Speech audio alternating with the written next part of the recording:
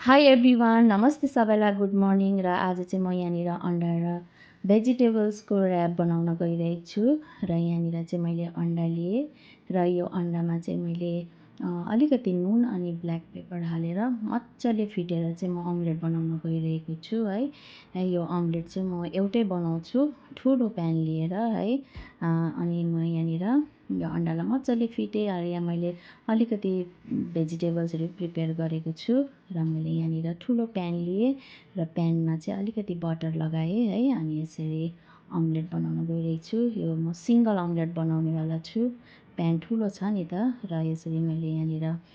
omelette बनाएँ अनि same प्यानमा चाहिँ मैले यो मिक्स भेजिटेबल प्याज गाजर सिमला मिर्च अलिकति नुन अनि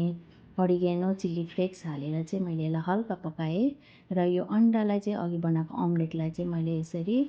श्रेडिड काट्न गइरहेको छु है यसरी काट्यो भने चाहिँ तपाईँलाई ऱ्याप गर्नु सजिलो हुन्छ नि त र यसरी काटेर चाहिँ तपाईँले यसलाई हातले नै मजाले फैलाउनु पर्ने हुन्छ है र मैले यहाँ रेडिमेड रोटी लिएको छु तपाईँले चाहिँ घरमा पनि बनाएर घरमा जो बनाउनुहुन्छ रोटी त्यसमा तपाईँले बनाउन सक्नुहुन्छ यहाँनिर मैले यो सस पनि बनाएको छु मायोनिज र केचअप हालेर यो सबै मैले एकैचोटि अन्डा भेजिटेबल्स अनि यो सस हालेर चिज हालेर चाहिँ मैले यहाँनिर यसरी ऱ्याप बनाएँ साथीहरू देख्नुहुन्छ यति राम्रो बनिएको छ र यसरी तपाईँहरूले बनाएर खानु सक्नुहुन्छ र यो म अब प्लेटिङ गर्न गइरहेको छु र तपाईँहरू पनि यसरी बनाएर ट्राई गरेर खानु होला है ल thank you for watching bye by